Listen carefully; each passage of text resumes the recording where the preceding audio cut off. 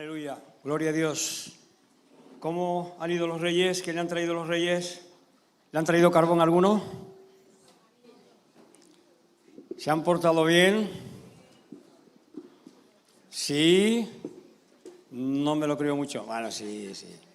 Tienen cara de felices, le han traído buenos regalos los reyes magos. Amén.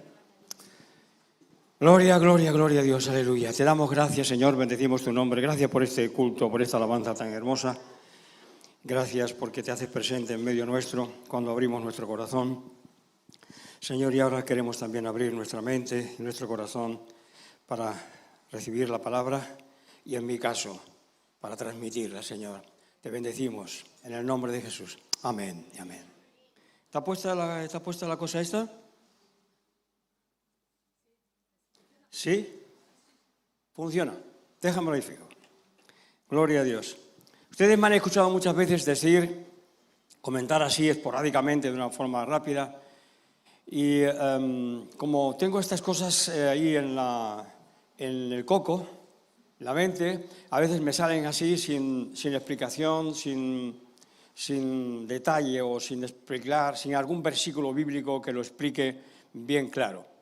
Y es cierto que ustedes me han escuchado muchas veces comentar que Jesús no se le debería llamar Jesús de Nazaret, sino Jesús el Nazareno. Pero por conflictos en la antigüedad, en la iglesia primitiva, con una lucha contra los nazarenos, el hermano de Jesús, que quería tomar el control del movimiento que había generado su hermano, Jesús, el hermano Santiago, como líder de la secta de los nazarenos, estaba redirigiendo la iglesia queriendo hacer a los cristianos, a los que se convertían a Jesús, la circuncisión y quererlos judaizar. Y entonces había un dilema ahí.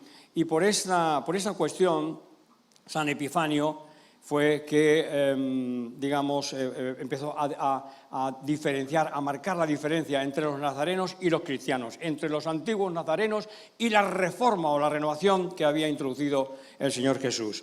Amén. Y entonces, hay varios versículos bíblicos que sí que los he mencionado alguna vez. Al apóstol Pablo le dicen, este es el principal de la secta de los nazarenos, no de Jesús de Nazaret. Este es el principal de la secta de los nazarenos. Y en muchas ocasiones se le llama Jesús el Nazareno y no Jesús de Nazaret. Y Pilato puso allá en el cartel, cuando crucificó a Jesús, dijo, este es Jesús Nazareno, no de Nazaret. Este es Jesús Nazareno, rey de los judíos. Oh, no, es que no digas tú que es el rey de los judíos. Él decía que era el rey de los judíos. Lo que es escrito está. Y así me voy a quedar yo con mi libro ya no lo voy a repasar más. Lo que es escrito está. Amén. Vamos a ver parte del lugar donde vivía Jesús realmente. Y después vamos a ver donde vivía Jesús y donde vivió el profeta Jonás. Y vamos a ver después una enseñanza del profeta Jonás. Vamos a ver la relación entre Jesús y el profeta Jonás, que es mucha, y que a veces nos pasa desapercibido. Y vamos a extraer una enseñanza para nuestra vida. Vamos a ver si soy capaz de coordinarlo bien. Por eso hoy quiero leer un poquito más, porque si me embalo con las ínsulas, me voy por cualquier lado, ¿sí? Y a veces, no es que sea incoherente, pero quiero hacerlo de forma que todos lo podamos entender, Amén. La figura del profeta Jonás y su nombre en las variantes del arameo y griego, que son Jonás y Juan. Juan quiere decir Jonás en griego, es el mismo nombre. Amén. Marcan una de las tónicas dominantes en los evangelios y en el cristianismo primitivo.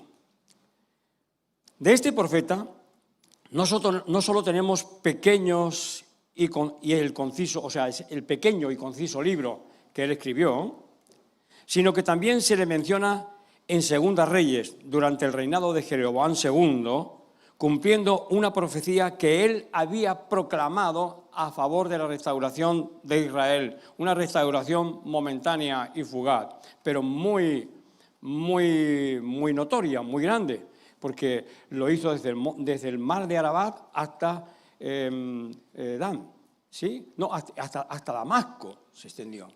Hubo un tiempo que el rey Jeroboam II, no Jeroboam I, ¿sí? Así que vamos a mirarlo en orden. Digo, primero, el padre del apóstol Pedro, la influencia de Jonás, ¿sí? O del nombre de Jonás, no solamente en Jesús, sino en los discípulos. Primero, el padre del apóstol Pedro se llamaba Jonás, así como Juan el Bautista y el apóstol Juan, que en griego es Jonás, que es el mismo nombre transliterado al griego. Además, el nombre en arameo y hebreo significa paloma. Diga conmigo, paloma, que es igual a la representación o el simbolismo del Espíritu Santo, ¿verdad? Miren por dónde van los tiros. Segundo punto, Juan el Bautista, cuyo nombre significa paloma, cuando estaba bautizando a Jesús, ve descender del cielo sobre él el Espíritu Santo en forma de paloma. Tercero, el Señor se duerme en una barca en medio de una tormenta, como Jonás. Y al pueblo que pedía señales, le dice que la única señal que el Señor Jesús, al pueblo que pedía señales, le dice que la única señal que tendrán será la del profeta Jonás. Es decir, 3 días en el vientre del pez y el Señor Jesús 3 días en el sepulcro y resucitó. Jonás 3 días en el pez y el pez no lo podía aguantar por el carácter que tenía. Digo, ¡pam! No era por eso, ¿vale? Pero eso es un sarcasmo mío que no puedo con él. No, sería porque llevaba ropas y el pez no podía digerir las botas y los zapatos que llevaba. Digo yo, porque yo creo que iba descalzo.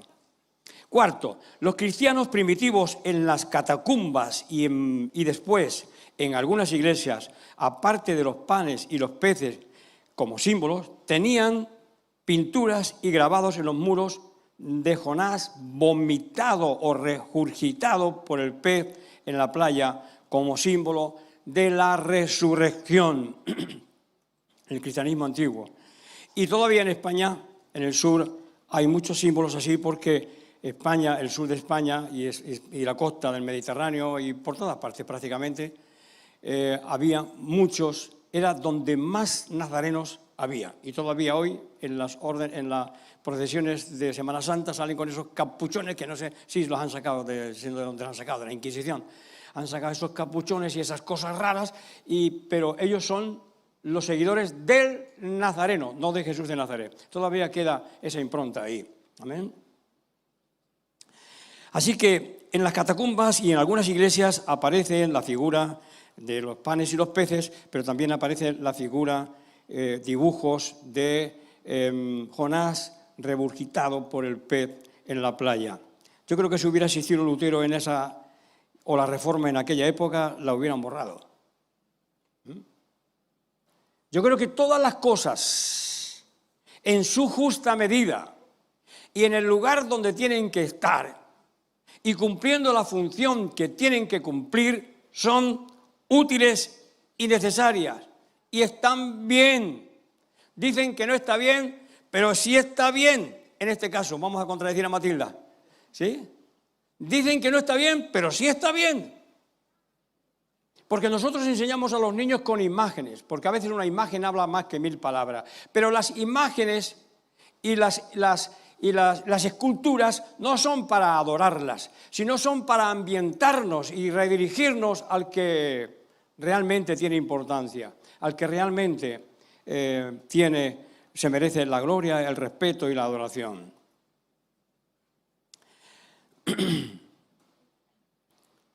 Los motivos que llevaron a los primeros padres de la Iglesia, ya lo he explicado en cierta forma, San Epifanio y Cirilo de Jerusalén, a cambiar el concepto de nazareno por el de Nazaret, es justificable, como ya les he comentado, y comprensible para aquellos tiempos. Pero hoy es necesario que vayamos recuperando la verdad y la autenticidad de lo que realmente fue.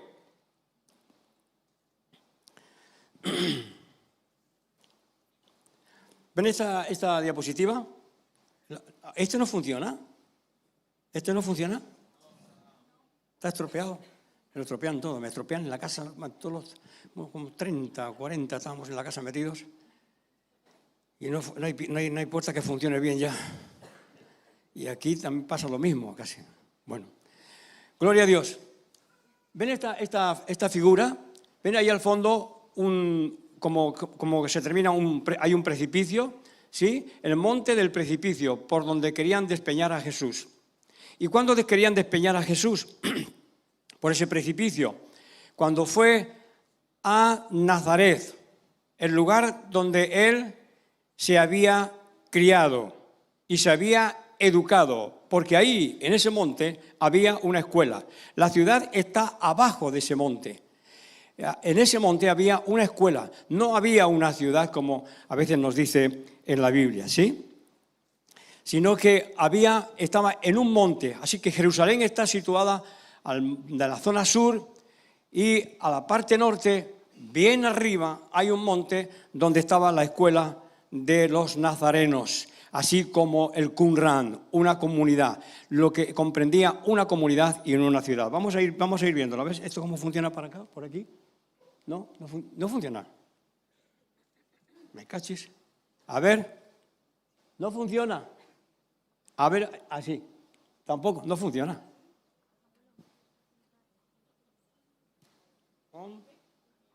¿Has prendido? Ahora. Bien, ese es el lugar que está representado en la imagen. Pero leí el artículo de la imagen esa, que está tan bien, y sin embargo no habla nada de esto, pero para nada. Es más, los evangélicos y católicos están buscando algún lugar en la zona del mar de Galilea, alguna de las montañas que hay muchas, donde sería el lugar donde querían despeñar a Cristo. Y no se enteran de que está diciendo que es aquí, pero lo vamos a leer en los evangelios, Es que a veces hay cosas que nos pasan por alto en los evangelios. Estos días hemos estado hablando de si la Navidad eran estas fechas o no eran estas fechas, y que Lucas y Mateo no coincidían, que había una diferencia de 10 años. Eso, perdón. En todos los artículos que he leído, lo mismo, que hay una diferencia por el censo de Cirilo, etcétera, etcétera. Pero es que resulta que en estos días he descubierto algo en las Escrituras que lo hemos pasado por alto porque está en el primer texto de Lucas, en los días del rey Herodes. Zacarías, hijo de la orden de Abía, le tocó ministrar en el templo para anunciarle el nacimiento de Juan el Bautista. En los días de Herodes. Y el Evangelio de Mateo empieza en los días de Herodes. ¿Sí? Los reyes magos vinieron ahí a adorar al Señor Jesús. En los días de Herodes, los dos, en los días de Herodes. ¿Pero por qué se han buscado todo esto? Es un poco complejo explicarlo. Desde Estados Unidos, dice que empezaron a hacer muchas sectas o muchas denominaciones de la Reforma, se empeñaron en combatir algunos principios de la Iglesia Católica que son ahí de piñón fijo, como es el nacimiento de Jesús, la fecha del nacimiento de Jesús. Y quisieron cambiar la fiesta del nacimiento de Jesús o la Navidad por el Día de Acción de Gracias y otras cosas. Y venga y dale inventándose cosas y nos colamos el mosquito y nos tragamos el camello. En los días del rey Herodes, Zacarías, de la orden de Abía, le tocó ministrar en el templo, en los días del rey Herodes. Y Mateo empieza, en los días del rey Herodes, unos magos vinieron buscando a Jesús que había nacido. O sea que coinciden a la perfección. Si no encuentran el censo de Cirilo, y el censo de Cirilo se celebró en distintas etapas, porque la rebelión de los judíos no dejaba concluir el censo, pues allá ellos, o no sé, pero el Evangelio coincide en los días del rey Herodes, es decir, 6 años antes de la fecha que tenemos fijada hoy como el nacimiento de Jesús. ¿Amén? ¿Sí? Amén. Amén. Amén. Amén. Gracias, campeón.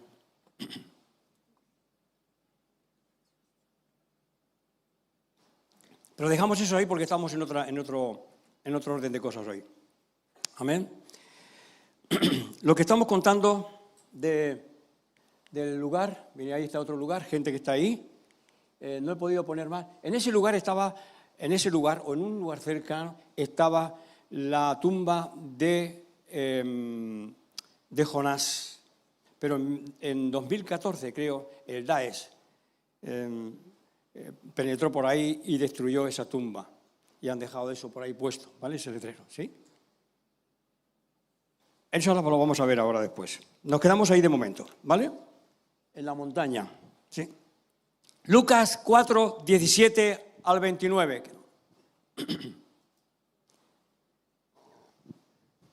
Esto es cuando Jesús fue a Galilea a predicar, cuando Jesús había recibido el ministerio de Juan el Bautista y fue a predicar uno de los primeros lugares a su pueblo de nacimiento. Y de ahí salió la frase, nadie es profeta en su tierra.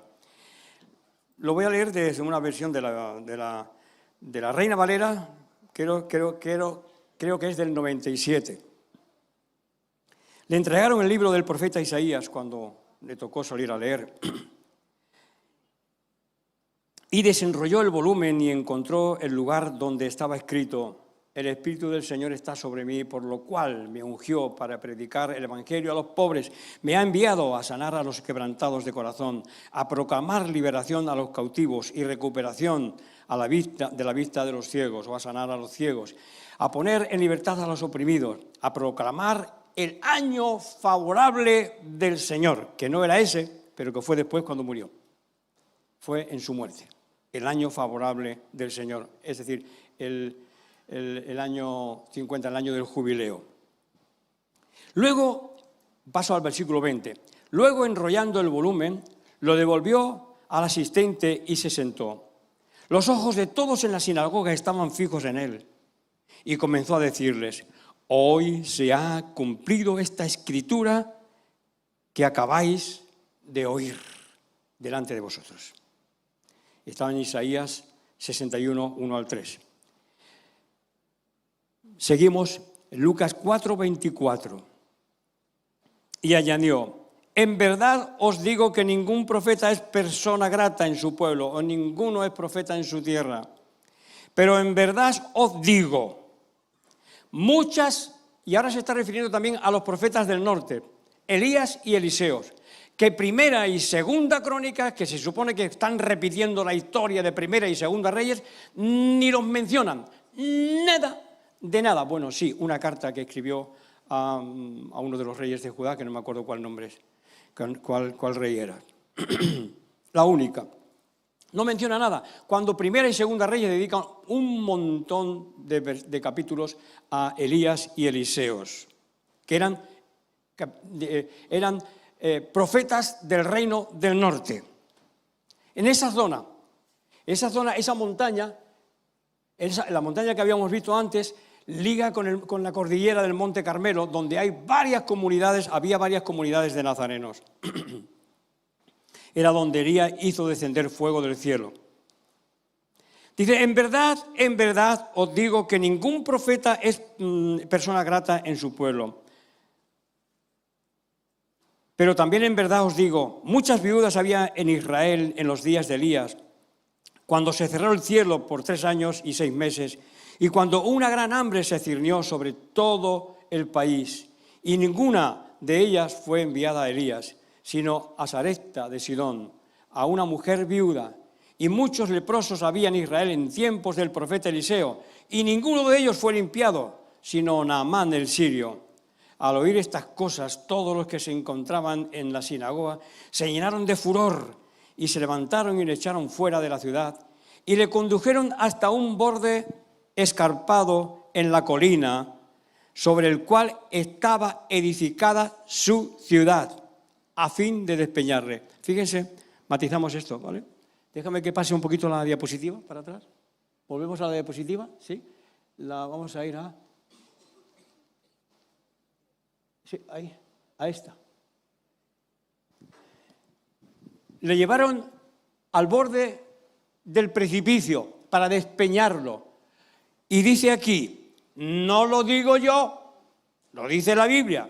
La Biblia me es suficiente para justificar todas las locuras que digo, pero necesito hacerlo en otro momento, en otro tiempo, no aquí. pero vamos a hacerlo ahora, hoy, de una manera amable, ¿sí? Y le condujeron hasta un borde escarpado de la colina miren, subrayado, sobre la cual estaba edificada su ciudad. O sea, que la ciudad estaba ahí, en esa montaña escarpada. Ahí estaba la ciudad, no abajo donde está la población de Nazaret. Les he dicho muchas veces, pero lo comento así de pasada, sin hacerlo de esta forma, ¿sí? ni buscando las escrituras realmente, y lo comento así porque me parece que como yo lo tengo aquí en la cabeza, pues que todo el mundo lo tiene, pero es que no hay que explicarlo, y hay que explicarlo bien, porque para mí esto está aquí, claro, pero para los demás no.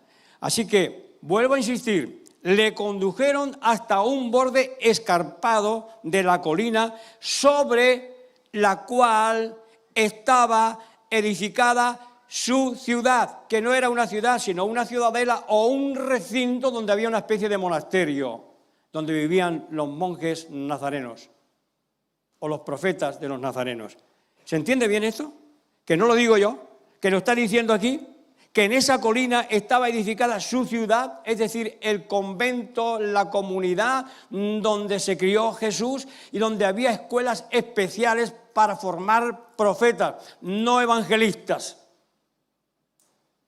sino hombres y mujeres que tenían una relación especial, íntima, profunda, trascendente con el Dios de Israel, que no solamente de Judá, con el Dios de Israel. Amén. Así que, ubicados ahora en la ciudad, y en este término que lo he comentado tantas veces así de pasada, ubicados en la ciudad o comunidad de los nazarenos donde se crió el Señor Jesús y lugar donde vivió el profeta Jonás, ese era el lugar de residencia del profeta Jonás. Tengámoslo en cuenta, porque mire lo alto que está. Hay unas vistas impresionantes del valle de Jezreel. Viene todo el valle de Jezreel. ¿Cómo se llama? Jope está del otro lado de la montaña, más abajo, ¿sí? Bastante más abajo, en la playa. Así que ubicados en el lugar donde estaba el profeta Jonás, ahora vamos a ver por qué desciende y cómo desciende.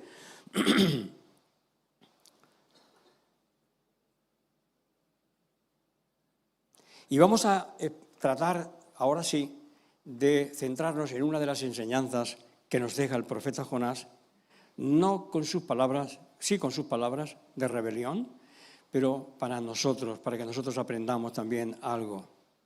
Jonás huye de la presencia del Señor. Jonás 1:6, Jonás 1:1:6. Vino palabra de Jehová a Jonás, hijo de Amitai, diciendo: levántate y ve a Nínive, aquella gran ciudad, y pregona contra ella, porque su maldad ha subido hasta mí. Pero Jonás se levantó para huir de la presencia de Jehová a Tarsis. De la presencia de Jehová no se puede huir, es una forma antropopática de hablar, como siempre digo, ¿sí? Es un palabrejo que me he inventado yo, ¿sí? Es una forma antropopática de hablar, porque de la presencia de Dios no se puede huir ni en el fondo del mar, ni en ningún lugar te puedes esconder de la presencia de Dios. ¿De dónde huiré de tu presencia? ¿Sí?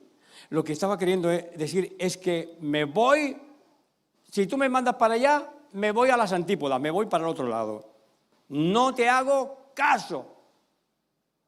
No estoy de acuerdo contigo, Dios. Esto que me mandas no lo voy a hacer.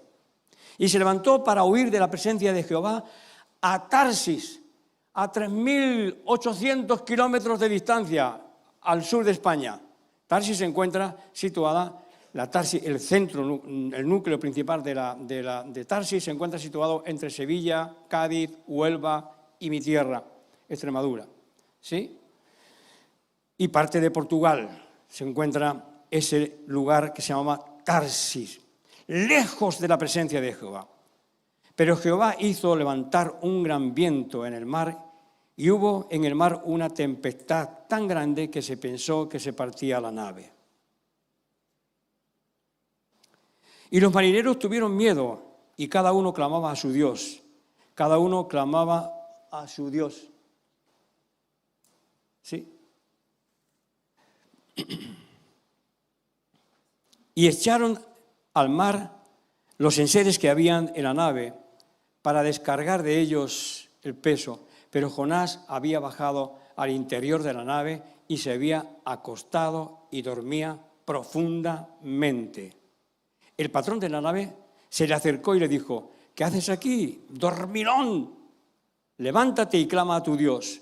Quizá de él se acordará de nosotros y no pereceremos. Veamos, insistió uno de los paralelismos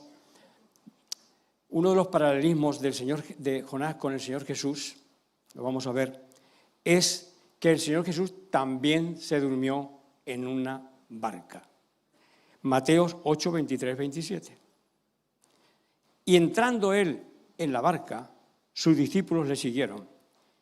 Y no solamente en esa barca iban los discípulos, sino que iban otras barcas también, porque el Evangelio de Marcos menciona otras barcas también que iban con ellos. De aquí la expresión que dice después.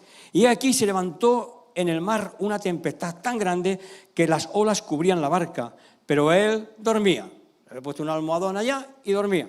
No sé cómo podía dormir en una barca tan pequeña y con la tempestad que había, pero dormía. Y vinieron sus discípulos y le despertaron diciendo: Señor, sálvanos, que perecemos. Y les dijo: ¿por qué teméis, hombres de poca fe? Ostras. ¿Tanta fe para parar el mal, para frenar el mal, para salir del atolladero? ¿Tanta fe para salir de una dificultad tan extrema, donde son los elementos los que están proporcionando esa crisis, esa problemática, que no son mis actitudes, que no es mi conducta errada o errónea de vivir? ¿Tan grande debe ser la fe? ¿Por qué teméis, hombres de poca fe? Entonces, levantándose, reprendió a los vientos y al mar y se hizo grande bonanza. Y los hombres, no los discípulos, los hombres, porque había otras barcas, se maravillaron diciendo: ¿qué hombre es este que aun los vientos y el mar le obedecen?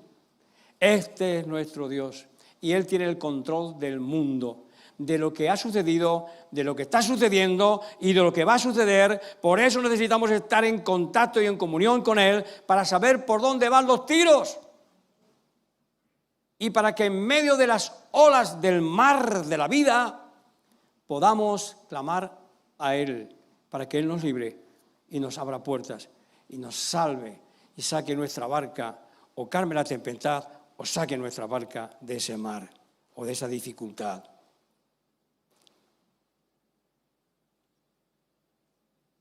Así que vimos donde habitaba Jonás y tenía su residencia el profeta.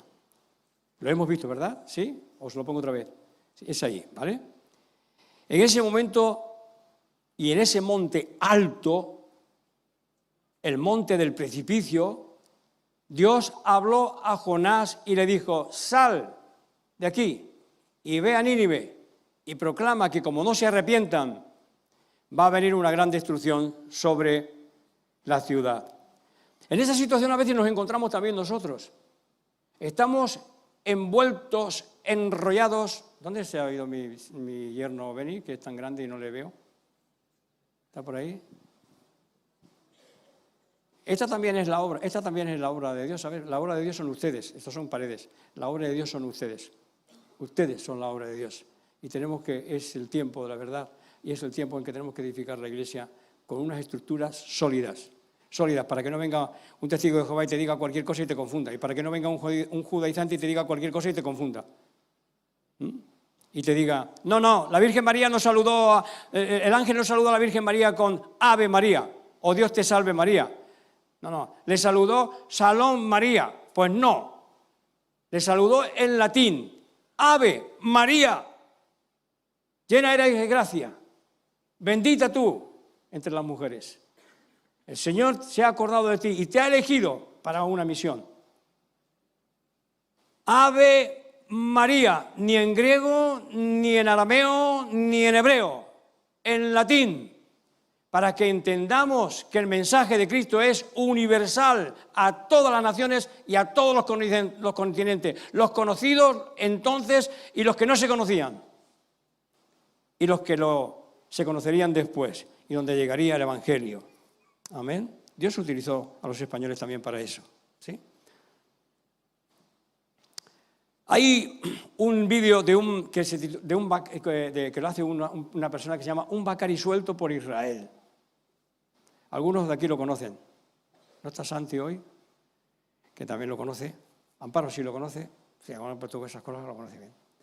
Y no cuenta la historia de Jonás. Bueno, sí cuenta algo de la historia de Jonás, no de que le llamó a Nínive, pero sí cuenta la historia de Jonás, cómo Jonás bajó de esa montaña y hace todo el trayecto que hizo Jonás hasta Jope. En un vídeo. Está buenísimo, porque se ve todo el camino, la aspereza del camino, las pendientes tan grandes por las que tenía que bajar. ¿Sí? Y está muy, muy bien. Y esto es lo que ocurre cuando nos alejamos de la voluntad de Dios, como el profeta Jonás. Dios dice, por aquí. Y él dice, no voy por ahí. Jonás tenía sus motivos para no ir a bendecir o avisar a los ninivitas de que les iba a venir una desgracia si no se arrepentían. Tenía sus motivos. Los ninivitas habían entrado en Israel y habían destrozado Israel. Habían estrellado a los niños contra las piedras, contra las murallas, Es terrible. Mejor no lo contamos porque es muy fuerte. Hay niños, ¿sí? Tremendo lo que hicieron. Entonces es lógico... ¿Tú también te vas a ver la obra? Entonces es lógico que el profeta Jonás no tuviera ganas de anunciarle a los ninivitas y sacarlos de esa desgracia que Dios había dicho que les iba a suceder si no se arrepentían. Amén. ¿Y qué ocurre? Jonás va descendiendo desde esa montaña al valle que está abajo, Jezreel. Va descendiendo. Desde ese valle empieza a descender hasta Jope. Y hay un descenso moral y espiritual por el rencor que guardamos, por el rencor que él guardaba a los ninivitas por lo que hicieron en su tierra. Fíjense, tenían motivos para tener rencor, pero Dios no quiere que guardemos rencor, y Dios tenía sus intereses también y sus motivos para bendecir a Nínive o para evitar la desgracia que había en Nínive, porque había muchos israelitas en Nínive. El libro de Tobías está escrito desde Nínive, un libro deuterocanónico, que era profético, deuterocanónico, está escrito desde Nínive, contando las cosas que vivían y las persecuciones que vivían también los israelitas en Nínive.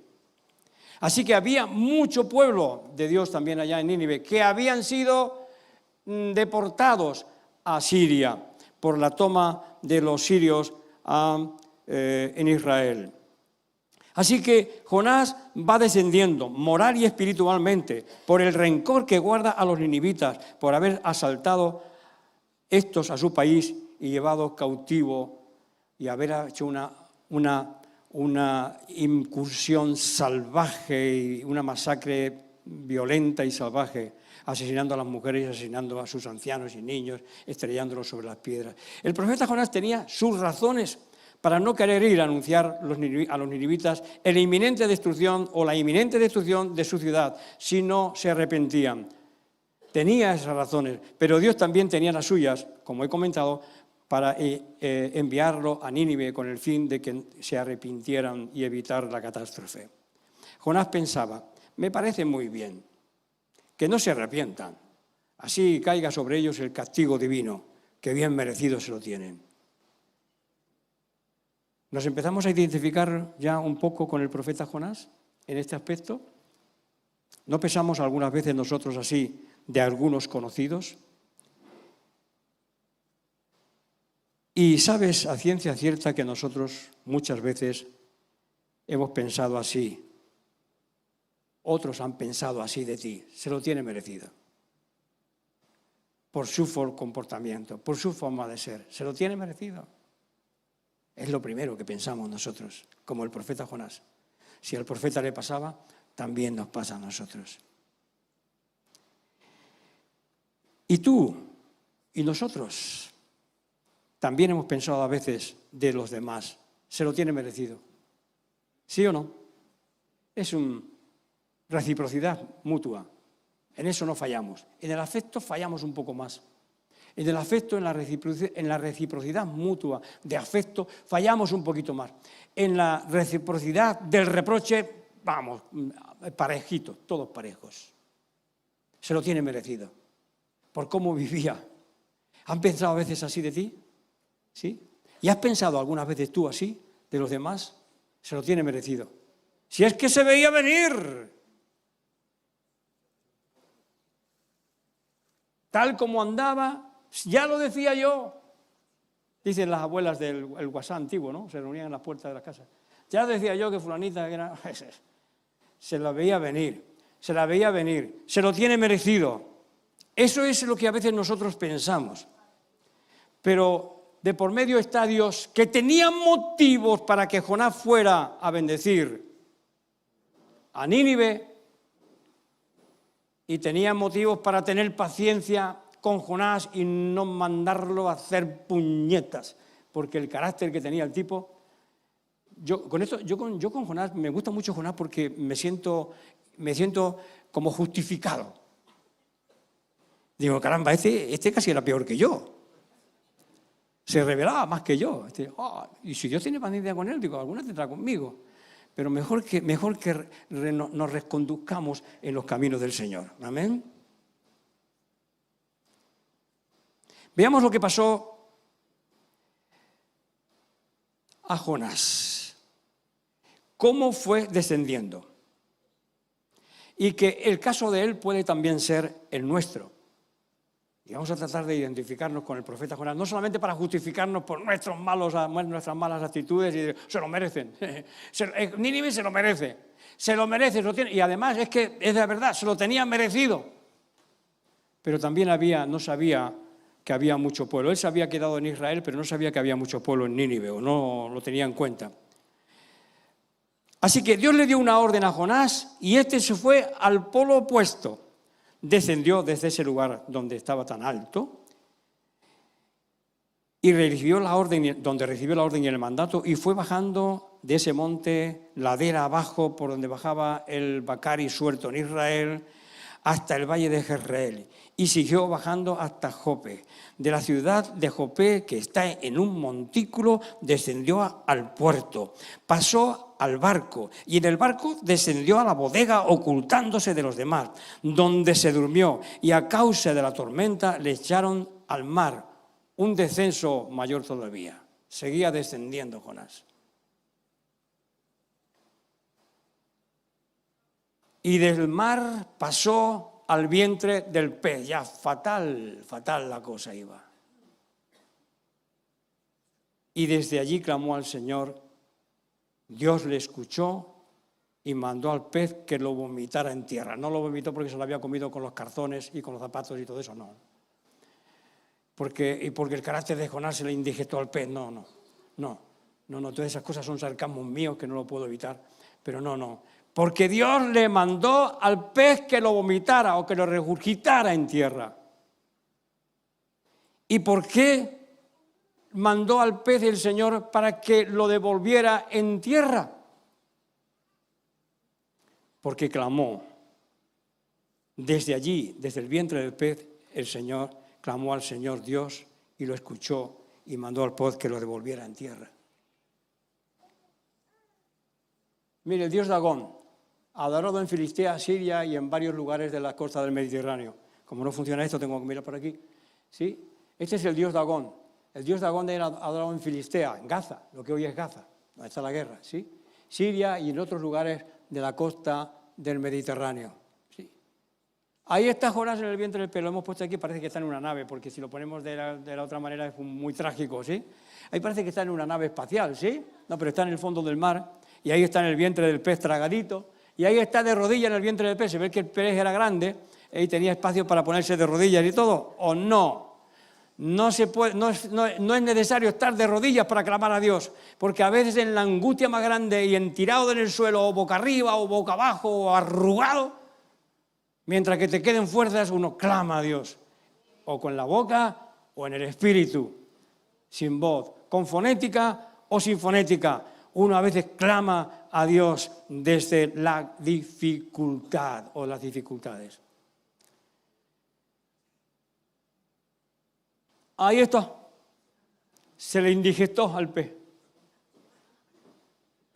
Yo me salto la palabra de Dios y voy al sarcasmo mío, ¿sí? Una indigestión del pez y lo devolvió ahí.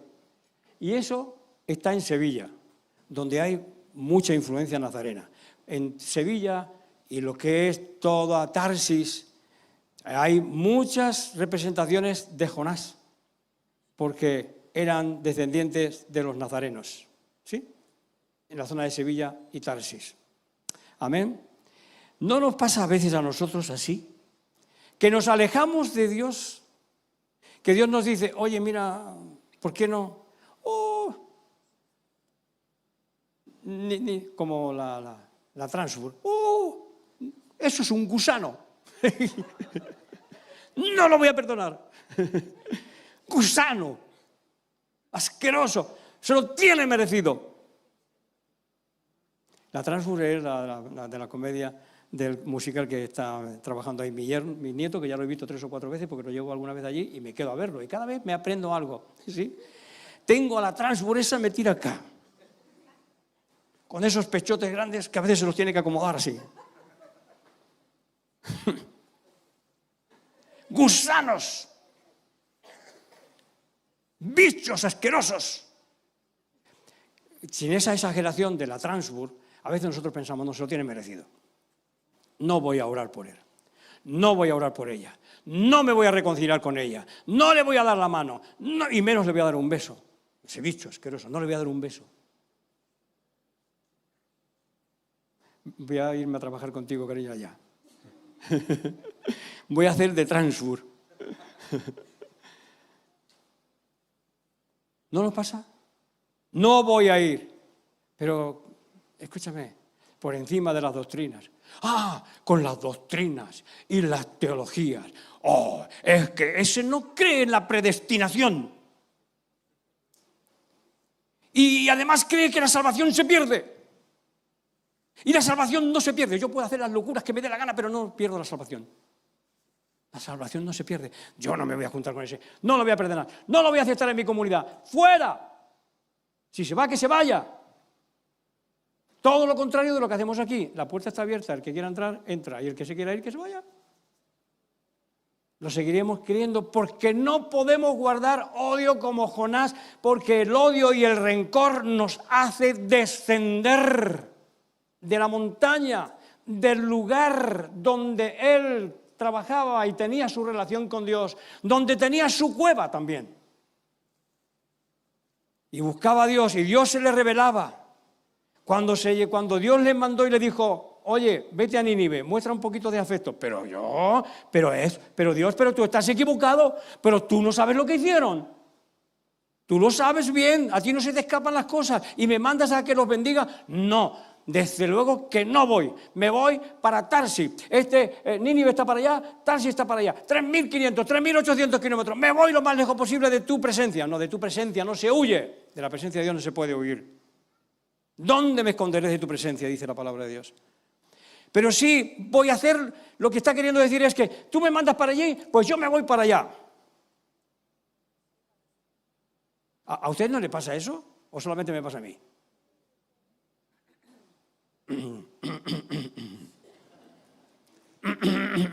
¿Esa es una forma de decir amén ahora?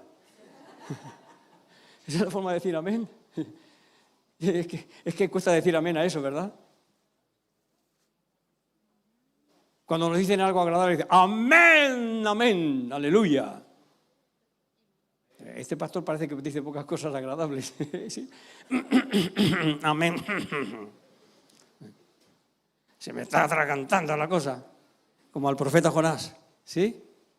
Vamos descendiendo vamos descendiendo, moral y espiritualmente vamos descendiendo, vamos descendiendo, vamos descendiendo, vamos descendiendo, hasta que nos encontramos en un lugar en el vientre del pez, en un lugar pestilente, en un lugar insufrible e insoportable, el que se produce en nuestro interior, cuando vamos albergando el odio y desobedecemos la palabra de Dios que nos dice, amad a vuestros enemigos. Pero ¿cómo no vas a amar al que dice que la salvación se pierde? O al que dice que la salvación no se pierde. ¿Cómo vas a odiarlo? ¿Qué evangelio estamos leyendo? Esto no es una cuestión de aprender conceptos, conceptitos o conceptotes, ideas, ideitas o ideotas. Esto es una cuestión de praxis, de poner en práctica lo que la palabra de Dios dice. Y sobre todas las cosas prevalece el amor. Las profecías pasarán, y los dones pasarán, y tu orgullo pasará, y toda la soberbia que tienes porque te piensa que sabes algo, está mostrando tu gran ignorancia. Tu gran ignorancia. Porque lo único que va a permanecer y que te va a hacer digno de entrar en el reino de los cielos es el amor, el afecto, el respeto y todo lo que se deriva del amor. Amén. Así que para no empezar a descender, tenemos que empezar a obedecer. Esto rima y todo, ¿sí? Para no empezar a descender, tenemos que empezar a obedecer la palabra de Dios. Sí, porque a veces nosotros nos encontramos en esta situación que se encontraba el profeta Jonás. No se merece que yo vaya a anunciarles nada, que les caiga el castigo divino encima, porque se lo tienen bien merecido. Y eso sí que se lo tenían bien merecido, según la opinión humana, es lógico. Si han matado a tu familia, se lo tienen merecido. Cuando vamos así, vamos descendiendo y vamos descendiendo, empiezan a desatarse tormentas, dificultades en la vida. Y cuando empiezan a desatarse tormentas, dificultades, peleas, desavenencias, malas actitudes, amargura en el corazón, es el momento de empezar y preguntarse, Dios, algo no está funcionando bien. Y a veces yo digo que está bien, pero no está bien. Esta no está bien.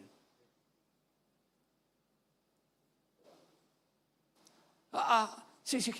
¿Qué está pasando? Dios, ¿qué está pasando, Señor?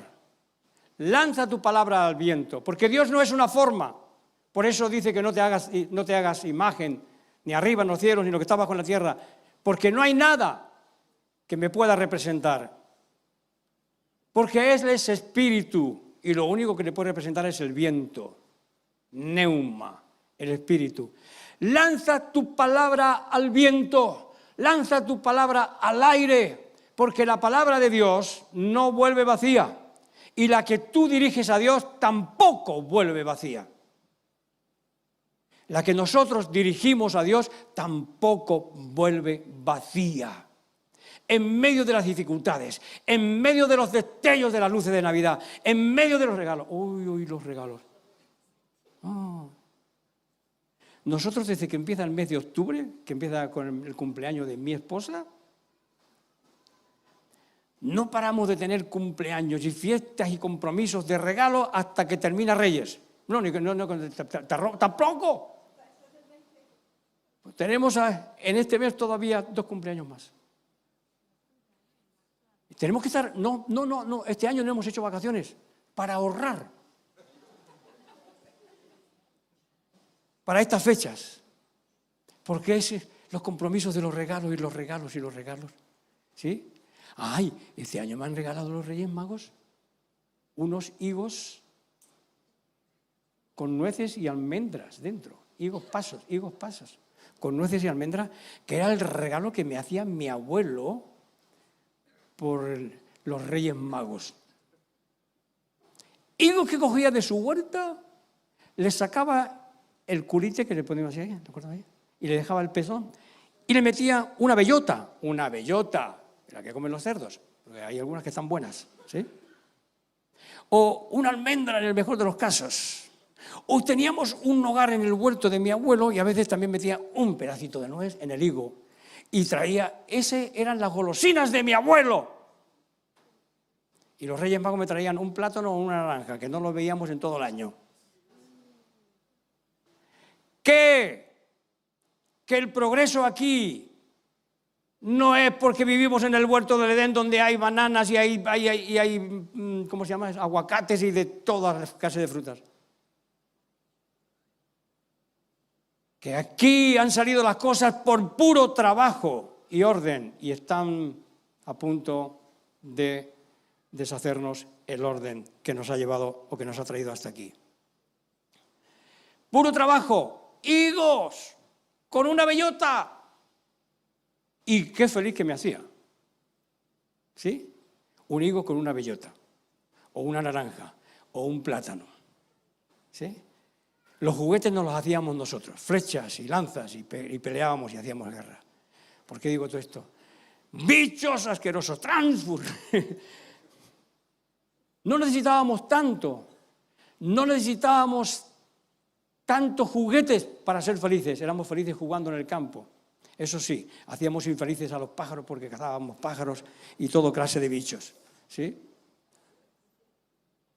Pero cuando empezamos a dar lugar a las luces del mundo, nada es suficiente, nada llena el vacío que hay en nuestro interior, nada llena el vacío que hay en nuestro interior.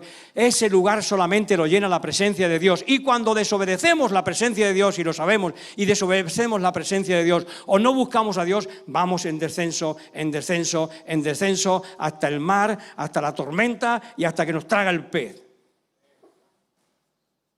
Pero digo esto como condenación. Es que no. Dios me va poco a poco me va a educar, ¿sí? Estoy educándome. Yo creo que antes de morirme conseguiré un grado más, ¿sí? Y hablaré más amablemente, porque la realidad y la verdad a veces ya es dura por sí misma, ¿sí? Sin la presencia de Dios y sin hacer caso a Dios, vamos descendiendo. Pero recuerden, Dios, en nuestras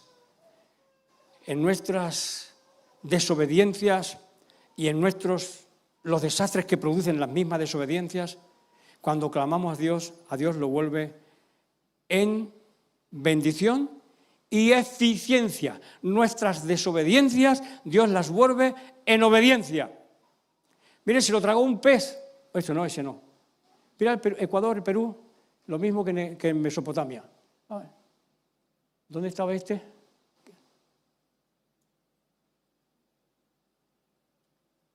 ¿No? ¿Se ha borrado alguna imagen? ¿Aquí? El dios Dagón. ¿Saben qué? Se lo tragó un pez.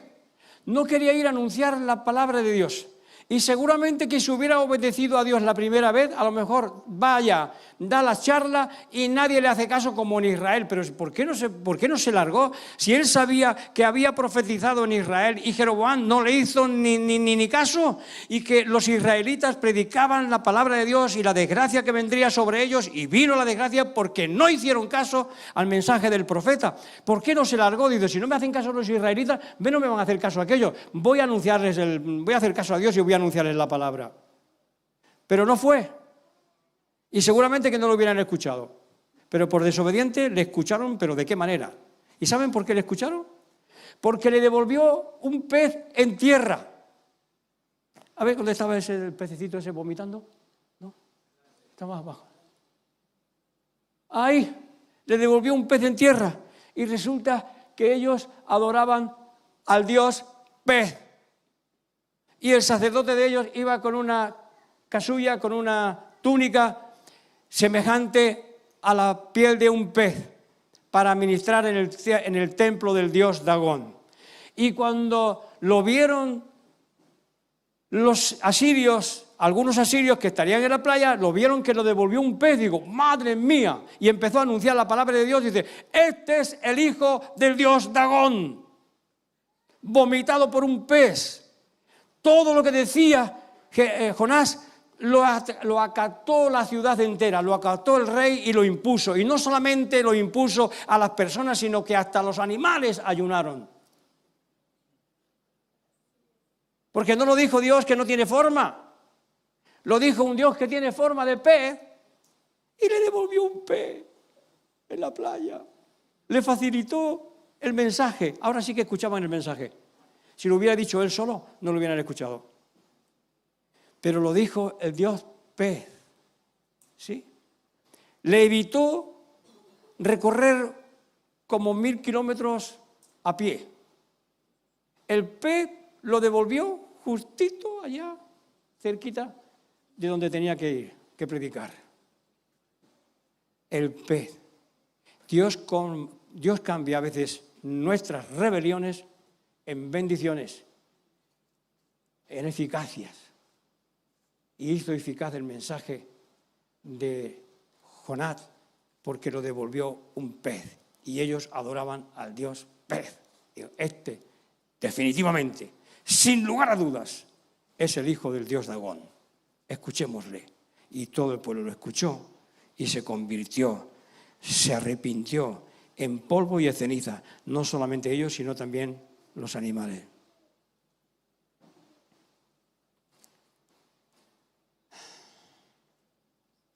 Si no obedecemos el mandato de Dios, iremos cayendo poco a poco a lo más profundo, hasta que clamemos a Él en medio de las tempestades de la vida. Estemos en los problemas que estemos, Él nos hará salir a flote. Si clamamos y nos acordamos de que somos hijos del Dios que puede salvarnos y que torna nuestras debilidades y nuestras torpezas y nuestras rebeliones para al final cumplir su voluntad. Dios usa a los buenos, a los malos y a los mediocres para hacer su voluntad. Lo que pasa es que el beneficio del cumplimiento de la voluntad de Dios lo van a tener aquellos que se arrepienten, aquellos que claman a Dios, aquellos que buscan a Dios, aquellos que en medio de las dificultades dicen: Dios, ten misericordia de mí. Dios, ten misericordia de mi familia.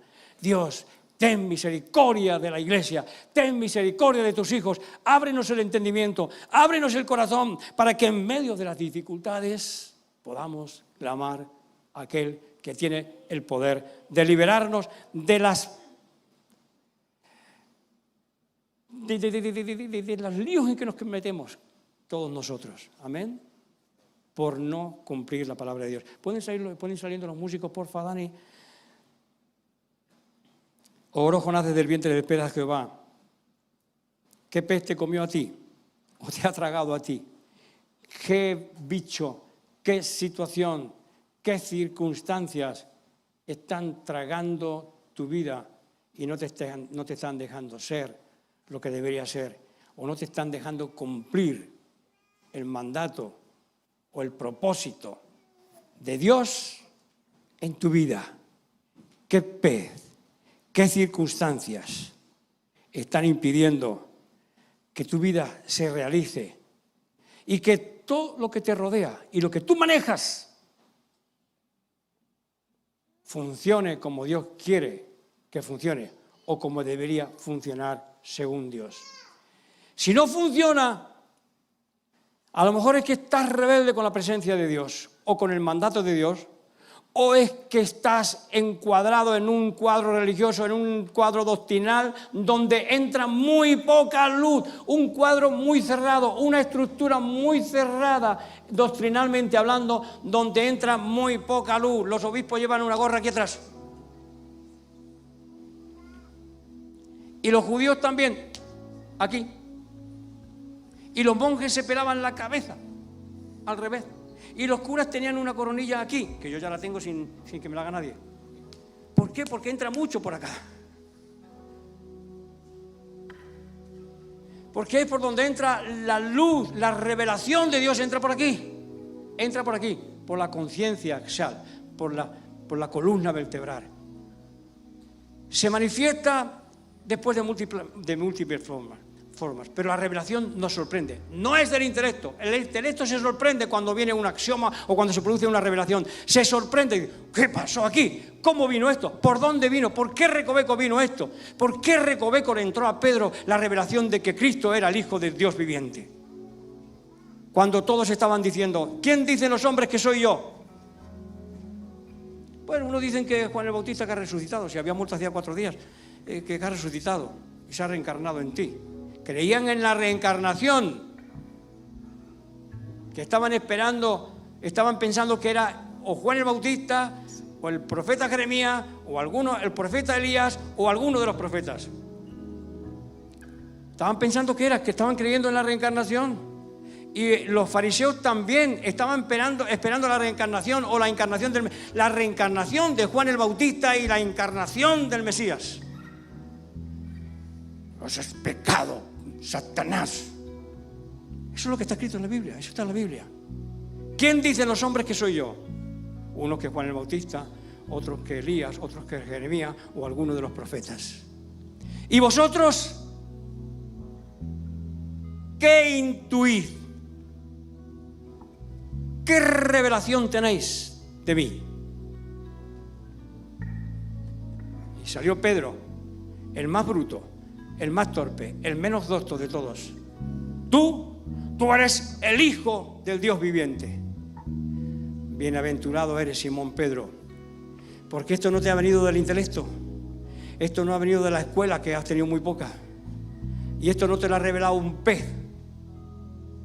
Bienaventurado eres, Pedro, porque esto es revelado de mi Padre Dios. ¿Y dónde le vino? ¿Qué ecuación matemática o filosófica hizo Pedro? ¡Ninguna! Es como un axioma, una revelación. En un momento entendió, tú eres el Hijo del Dios viviente. Bienaventurado eres, Pedro, porque esto no te lo ha revelado carne y sangre, esto no viene del intelecto ni de la razón, ni de tus filosofías. Esto viene de mi Padre Dios que está en los cielos. ¿Por qué recoveco? ¿Por qué vericuetos? Ha venido esa revelación a ti. Bienaventurado eres por esto, porque sobre ese principio fundo mi iglesia y no sobre los dogmas que separan y dividen. Y no solamente que dividen, es que han producido muchísimas muertes. Los dogmas y las doctrinas, la revelación de Dios, el amor, el afecto, la tolerancia, el respeto, es la doctrina suprema de Dios. Y el clamar a Dios en medio de las dificultades. Amén. Ciencia y reminiscencias. ¿Qué circunstancias están impidiendo que tú desarrolles el ministerio y la estabilidad que Dios quiere que tú tengas en tu vida? Porque Dios no quiere tu desgracia. Dios no quiere tu desgracia. Dios no quiere tu frustración. Dios no la quiere. Deséchala tú también. Y clama a Dios. Y abre tu corazón a Dios. Abramos nuestro corazón a Dios, para que empecemos a ser andaluces, luces andandos, luces vivientes. Porque Dios nos ha llamado a eso, a alumbrar a nuestra familia, a alumbrar a los que tenemos cerca, a alumbrar a nuestro próximo y a ser luces para el mundo. Porque este mundo, yo no sé si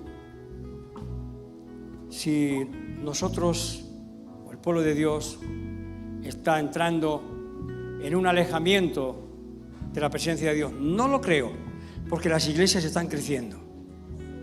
El cristianismo está creciendo. No lo creo, pero el mundo sí. Con todas las nuevas tecnologías y con todos los adelantos que hay, el hombre espiritualmente, moralmente, está descendiendo. Está bajando a unos niveles peligrosos. No bajemos nosotros con el mundo. No nos identifiquemos con el mundo. Atendamos a la palabra de Dios y como los discípulos en la barca que estaban con Jesús. Pero Señor Dios, despierta. Pero que no te importa que no se hunda la barca, no te importa que perezcamos. Y lo primero que se levantó el Señor Jesús, como los predicadores de hoy en día: bien, muchacho, gracias por despertarme. Se levantó con un reproche: hombres de poca fe, ¿por qué teméis? Ostras, mejor le dejamos que duerma.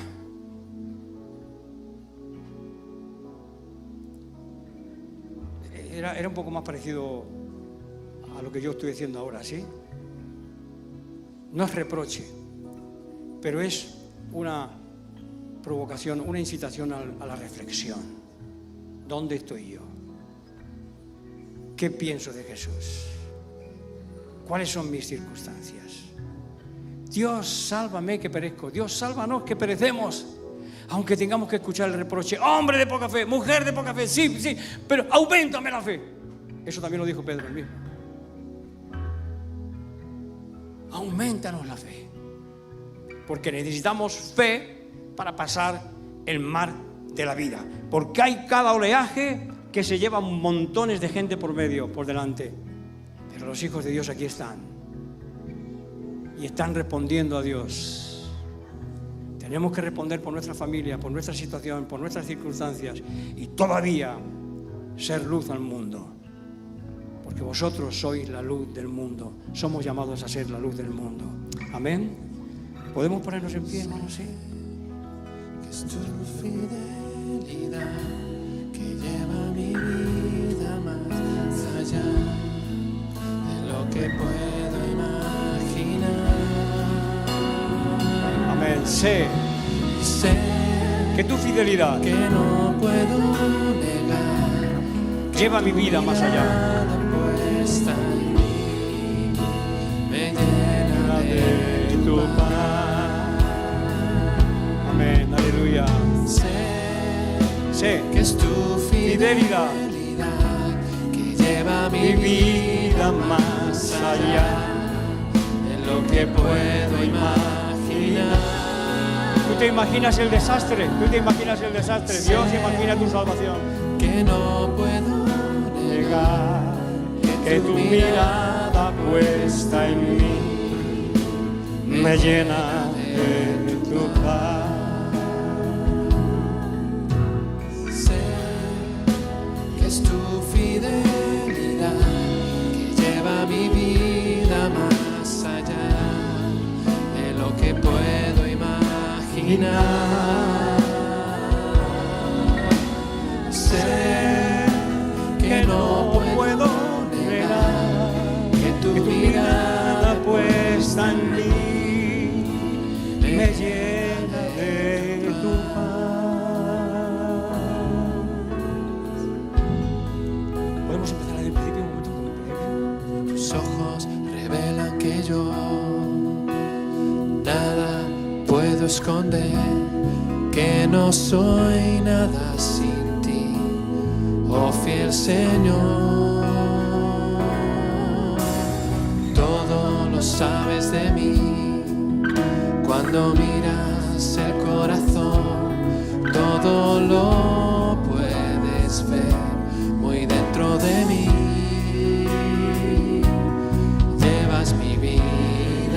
Llevas mi vida a una sola verdad. Amén, una sola verdad.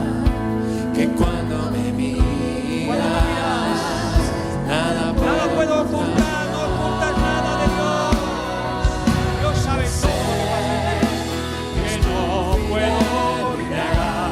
que lleva mi vida más allá de lo que puedo imaginar. Sé que no puedo negar que tu mirada puesta en mí me llena de paz. Que tu mirada puesta en mí Las circunstancias que estamos pasando cuando caemos en un pozo, no podemos mirar a los costados en un pozo. La única luz que es la que vemos hacia arriba. Y mirar hacia arriba clamar a Dios. Y Él, que escucha las oraciones, aunque no es una persona, es viento, es espíritu. Lanza tu palabra al viento. Lanza tus sentimientos al viento, al aire, al espíritu. No te quedes clavado con ninguna idea, ni con ninguna forma. Lanza tu oración al espíritu. Él está aquí. El Neuma está aquí. Y el Espíritu Santo está aquí. Porque nos convoca en nombre de Cristo. Y está aquí. Lanza tu oración a Él. No solamente porque estás en un pozo, en una dificultad. Si estás bien, Dios, guárdame de caer. Guarda mi vida y ayúdame a caminar rectamente y en obediencia a tu palabra, aunque a veces no la entienda. Amén, aleluya. Sé que es tu fidelidad que lleva mi vida más allá de lo que puedo imaginar.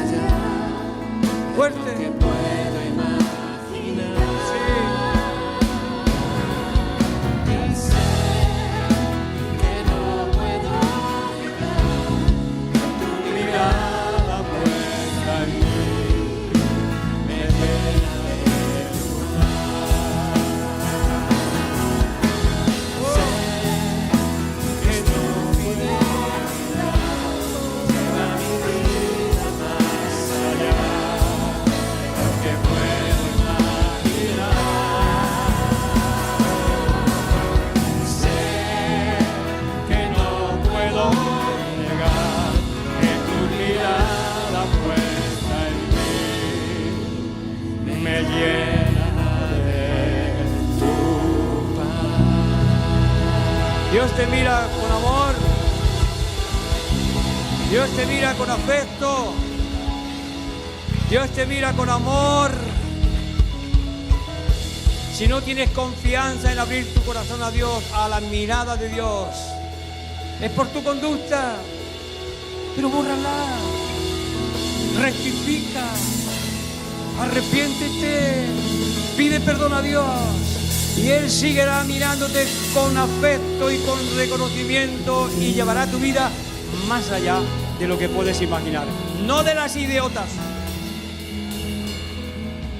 Llevará tu vida de sorpresa en sorpresa, de gloria en gloria.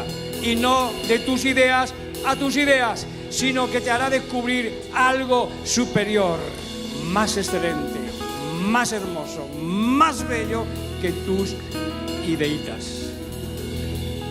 Dios les bendiga. No tengas miedo a la mirada de Dios, porque Dios te ama y quiere tu bien. Aleluya. Gloria a Dios. Dios les bendiga. Gracias. Gloria, gloria, gloria a Dios. Aleluya.